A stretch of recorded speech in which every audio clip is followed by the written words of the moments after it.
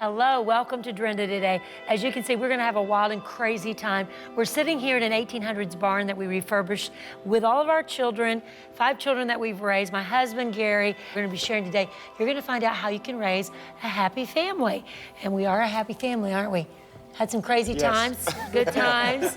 So when I say the word crazy, what comes to your mind? What memory comes to mind? Running through the house playing laser tag, or a game that we did in the dark that was kind of like tag, freeze tag. Polly. Yes, we beat up some Going crazy, doing weird Yeah. stuff. Yeah, Polly Long would be- road trips. Yes. Being stuck in our 15-passenger van for 28, 30 hours. It was good. Family bonding. You got close that way. You're all close still.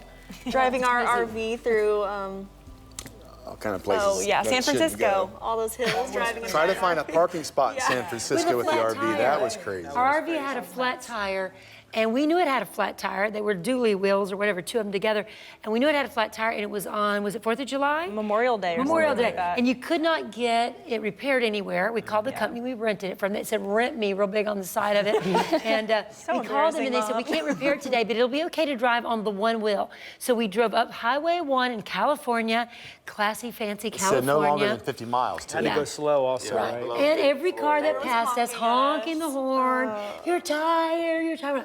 Oh, thank you, like we don't know. I was hiding. Hours, yes.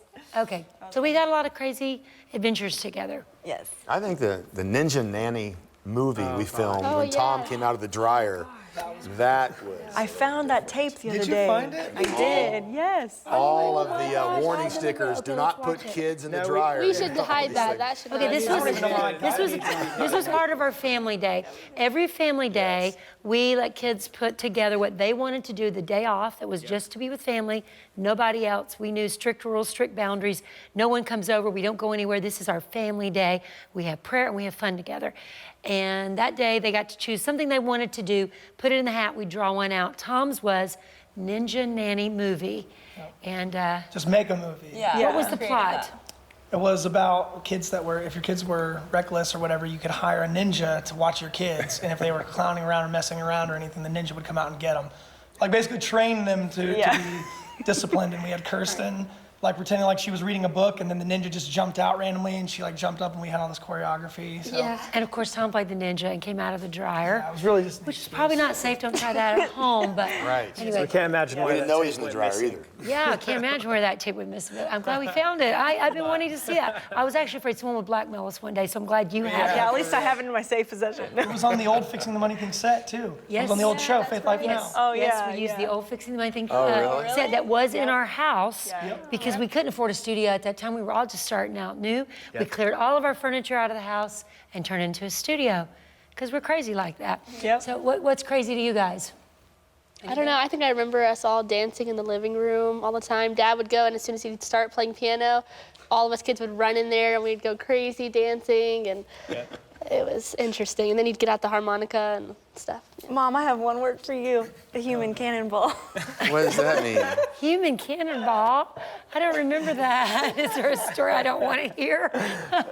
Probably not on camera. No. You'd ball up like a ball and roll around on the ground. I think you should do that for Oh us. yeah, I know there's a human ball you can do where there's like 6 sides of your body and you roll and you keep going. I have some great footage of Mom's that, very actually. proud of that. She would go and go. That's another blackmail footage. I don't want to show that either. Okay, let's move on to some other topic. Crazy, is there anything crazy to you? Sometimes the price you pay to do different things or the things you remember looking back, like Sure. we were wiring the house that you guys built. And then you, of course, scheduled the drywall to be like, so we were... Yeah, 2 days it's later. Like, so you, some of the, like we were pulling all-nighters trying to get stuff done. But a lot of those different moments that you Those are look back crazy and you things. kind of laugh and you kind of, you're glad you lived through it, but at the same time, it's kind of a fun memory because you have a lot of people wouldn't have done that.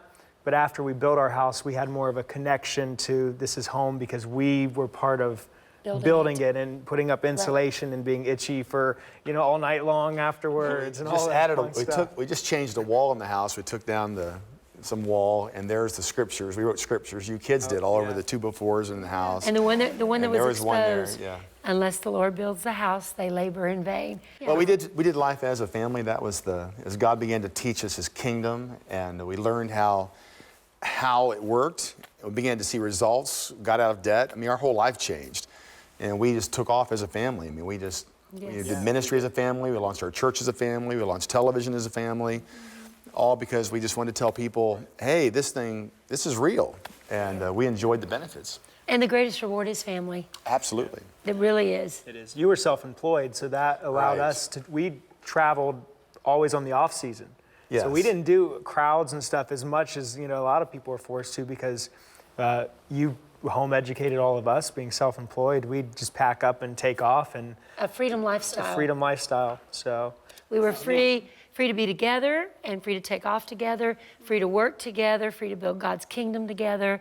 And we did it as a team. I remember the time we were driving into Columbus and the traffic is backed up like, forever. Yeah. When you guys, because we live out in the country, so you guys were like shocked. I don't know who asked me, but one of you kids said, what is going on? There must be a wreck here or something. And I said, think you said, no, this happens twice a day. This isn't a wreck. This is called rush hour. And I think it was you, Tim, said, people actually sit in this 2 times a day? And it's I true. still can't sit in rush hour because we live in the country too, John and I. And if I'm in traffic, I'm like, no wonder the world is so angry and corrupt. You have to sit in that every day. It's all rush hour. That's the problem. That's right. The thing is that most people are going to the same beat of the same drum. Yeah. They're going to work at the same time. They're raising their children the same system. They're following the world's ways. They're watching the same media, everything, and they're getting the results. And we've been talking about the results. They're not very good. Families are falling apart. They're crumbling. We rebuilt this barn and the foundation was crumbling, and we had to go under and shore up the foundation and rebuild it and go down deep. So we had to remove what was wrong, go down deep and rebuild it. And that's what I believe all of us want to see, a family revival, because we value family. We want to see families get back on the right foundation, go back and reclaim what is God's. Just like we reclaimed this barn and turned it into a fun family place. We want to reclaim families. Yes. And we want to see what is truly joy come back. Okay, I think, I was going to just mention, I think some people will be like, well, I can't do that, or I can't, home educate my kids, or I can't be self-employed, or I can't do these different kind of subculture things. But really the difference is the ideology behind it. Right. It's really the freedom and the discipline that comes with those things that you guys really instilled into us. It was the self-discipline that we got out of that, because all of us went to college after that and got straight A's in college just because we had the self-discipline. And you guys demonstrated to us the character that it took to build a life. And so even if you do, drive in rush hour every day and you work a job, that's around everybody, your kids have to go trying to to raise school, kids alone, public school or whatever, raise kids alone. You don't have a dad in the home, or you don't have a mom in the home. Maybe your life is totally different from what we were raised in, but it doesn't matter. It's really the foundation of God's word and the ideology behind it that matters. And we weren't perfect. We all made mistakes. We were all rebellious at one time or other, but you guys helped guide us through those, through those things. I didn't see any of you rebel. Not any of you. You never really caused us any grief, and that was pretty awesome. There was times in your hearts, I know you were struggling, and we could see that struggle because we were there. A little sigh, as parents. a little roll of the eyes. Yeah. Well, right.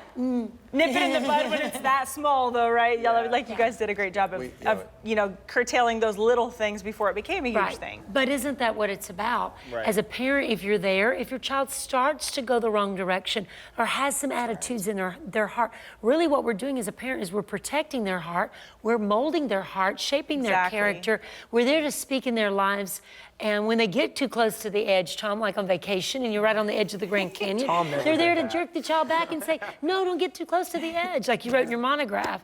So, all right, tell me the craziest thing on vacation, the craziest memory, something that means something to you, Tom. Well, since you say getting too close to the edge, I almost jumped over this embankment. I don't know if everybody knows this or not. During that same trip. Are we going to bring out something I don't know here? I don't know if you know this or not. I think you do. I'm going to find out right now. But I think Kirsten may have been one of the only people that was up towards the top when we had peaked this thing somewhere. It was like we had hiked to the top of this mountain or whatever. And there was this gap, and I thought it was just big gap. It looked like there was not a drop. It was just a gap between like rocks. And I thought, I'm going to jump that. So I started to run to jump it, and as I got close to jump it, I looked down, and it was like a 250-foot drop, like straight down. And I almost froze because I saw it, then I almost fell off the edge because I froze. So That's something that's crazy. I don't know if everybody knows about it. I almost That got was like every trip. Yeah, though. it was Tom good was for me. always on the edge. And so what was the lesson you learned from it, Tom? Oh, that was when I realized Dad was right. I was like, this is it. This isn't what's going to work out very good. I always said I'm that. glad you, I'm glad you realized that. But if I would have just kept my eyes up, I probably could have said I jumped a 250-foot gap. Probably. The probability could have been dangerous. Yeah, no, it was. So parents, I learned a lesson. Parents are needed in kids' lives, right? Yes, definitely. What was the thing we protected you from? Protecting us from, I guess, just the influences around us in the time when we were younger, especially. You really were careful about what we saw, what we heard, our friends, things like that. Not in a lawful, like legalistic way, because I see some parents go that way because there's no love. But it's okay to have those strict boundaries when there's a lot of love mixed in with it. So you had strict boundaries for us, especially when we were younger, in pre-K, kindergarten, middle school. There's not always a lot of whys at that. You don't tell them always why when they're little, but as they get older, you did good transitioning us to stand on our own. Because some parents, they'll have the strict guidelines, but then they never transition the kids to understand the whys behind it. And then some parents on the flip side, when their kids are real young, they're always trying to explain everything. I'm like, your 2-year-old, they're not going to grasp this at this time in their life, but just, but it is a valuable transition that as they do get older, that you help to transition them to stand on their own. Thanks for watching, and if you enjoyed this video, make sure to visit me at Drenda.com and subscribe now.